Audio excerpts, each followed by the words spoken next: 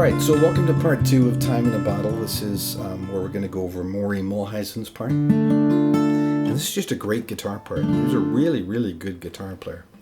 And, you know, the chemistry between him and Jim Croce was like really, really perfect. Came up with some great stuff.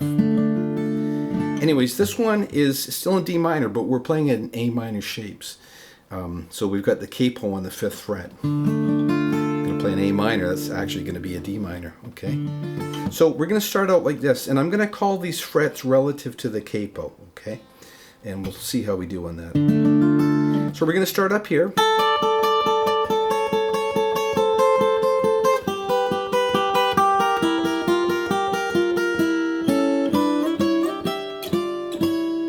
So sweet, right? So we're going to be on 1, 2, 3, 4, the 5th fret, and you know, normally I don't really care what fingers people use, but for this I would definitely say use your 3rd finger on the B string, pinky on the E string.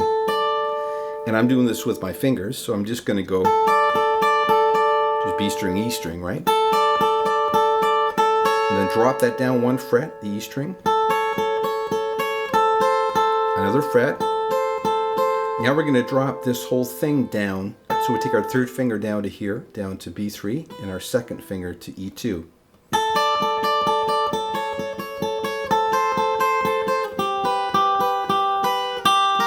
Now we're going to drop that E string down to the 1st fret.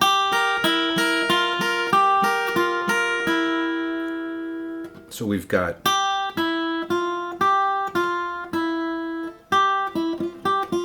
all the while bouncing off that E string.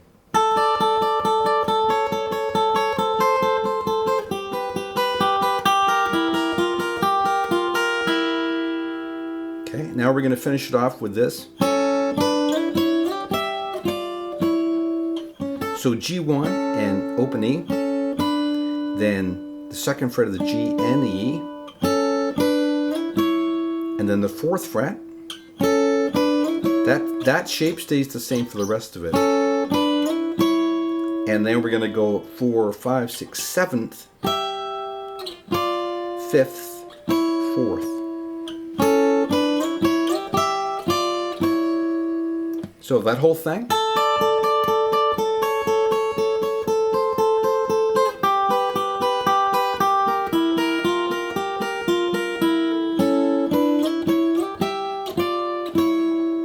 Such a sweet part. Now we're going to start the singing, and we're going to be on this A minor chord.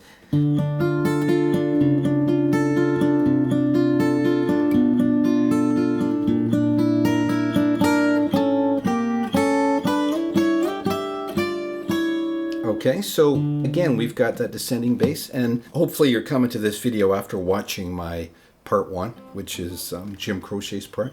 And, you know, without the capo, he's here.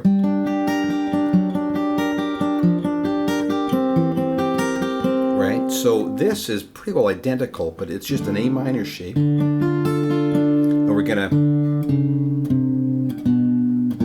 we're doing that descending bass. So we've got the A string, and then that arpeggio, right? G, B, E, B, G. Shift down. Down again.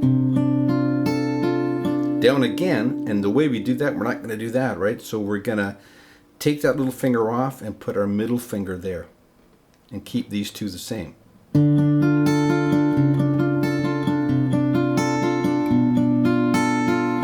Now we're going to shift again, and we're going to leave our 3rd finger there, and we're going to exchange these. So our 2nd finger is going to go to E1, 3rd finger stays, and our 1st finger is going to come to E1.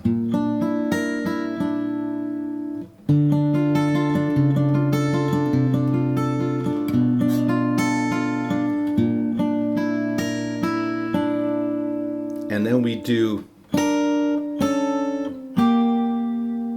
so we've got, you know, we're in that shape. We stay there for that 2-note chord.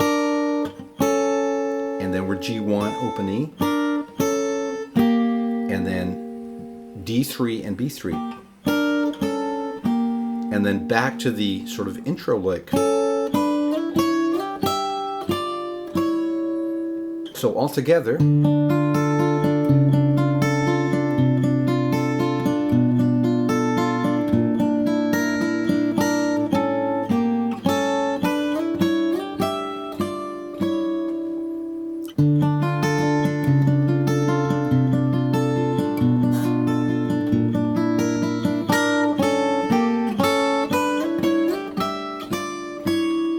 Now, this next part's super cool. So we're gonna, it's like a D minor, you know, it's like doing a D minor bar chord, right? But we just do that. Now we're gonna go,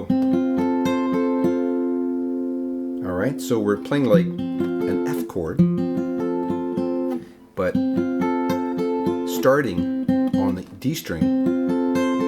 And now this chord here, a lot of guys will go, well, what the hell? How is he doing that? I can't do that, you know? And like my finger just bends there after playing guitar for so many years. It bends there. So I can effectively bar D, G, and B and be able to raise up my finger there so I can get that E string. Now, if you can't do that, you're gonna have to do this. And that's gonna be tough. That's a hard change.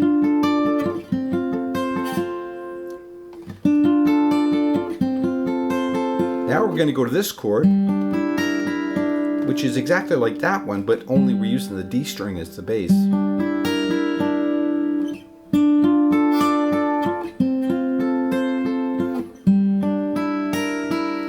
Now we're going to put our first finger back to here, to E1. And our arpeggio is going to be on the D string, G string, and B string, so we're moving the arpeggio down one. From there. Now we're going to do the A minor, same arpeggio, and then the D minor. It's not a D minor now, that would be a G minor. And then we're going to do this. So we already know that. But now we've got a new figure, which is here, which is 1, 2, 3, 4, 5, 6, D6 and B5. We're going to trill there, go down 2 frets, and then open.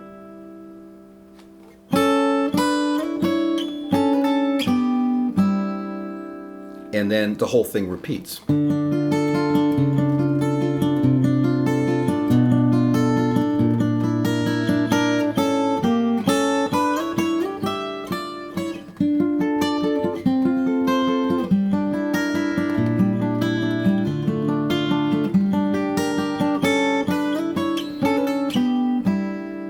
Such sweet guitar playing. And you know, these are all sixths, which are really, really popular. They work in all styles of music. So now we're going to go into this major part, and that's going to go like this.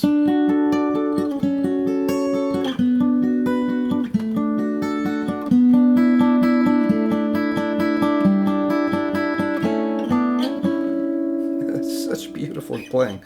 So we're just holding a D chord. 1, 2, 3, 4, 5, 6, right? Now we're going to go to, this is like an F sharp minor.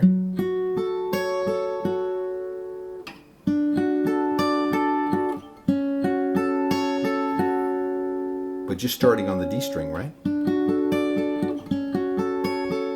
All of these arpeggios are identical for all these chords. Now we're going to go here, which is like a B minor. And then we're going to go, and again, like I've got an open E string there, you might have to do that if your finger doesn't bend.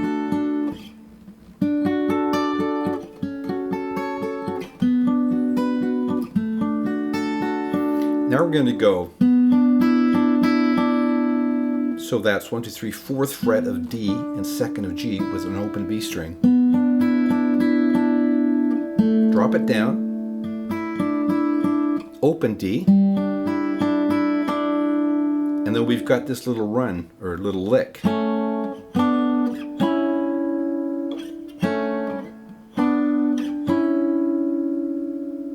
So from that,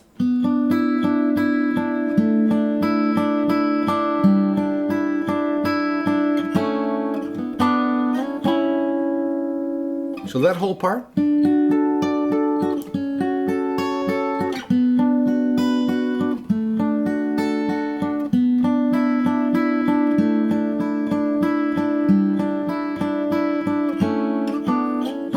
and then it repeats. And after we come out of this, we're back into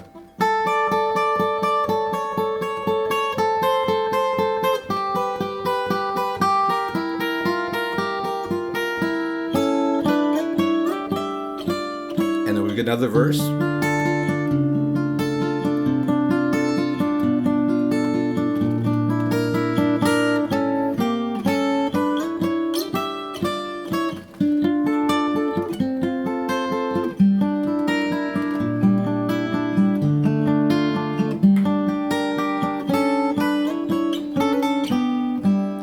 Back to the major.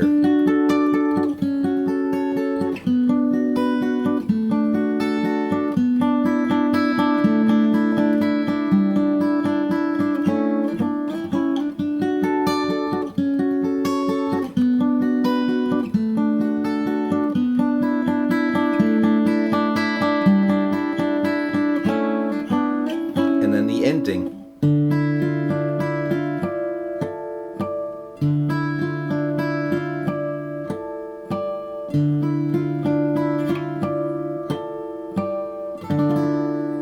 Such a sweet ending. So we've just got open A string and 1, 2, 3, 4, 5, 6, 7th fret D and 5th fret G with that open B string. We're just going to go A string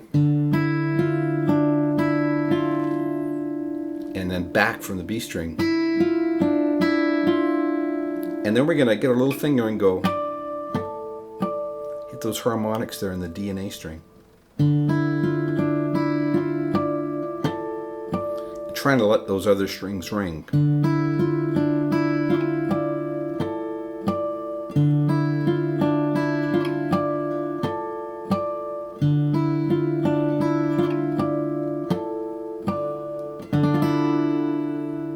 And that last chord, we don't hit the high E, just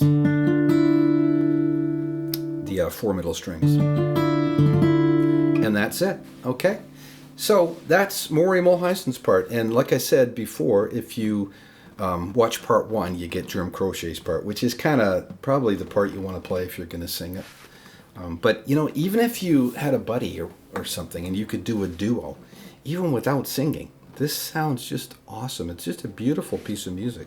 Anyways, I hope you get something out of this. Make sure you watch part 1 if you haven't already, and enjoy playing this great, 70s classic. All right, thanks for watching, and we'll talk to you next time.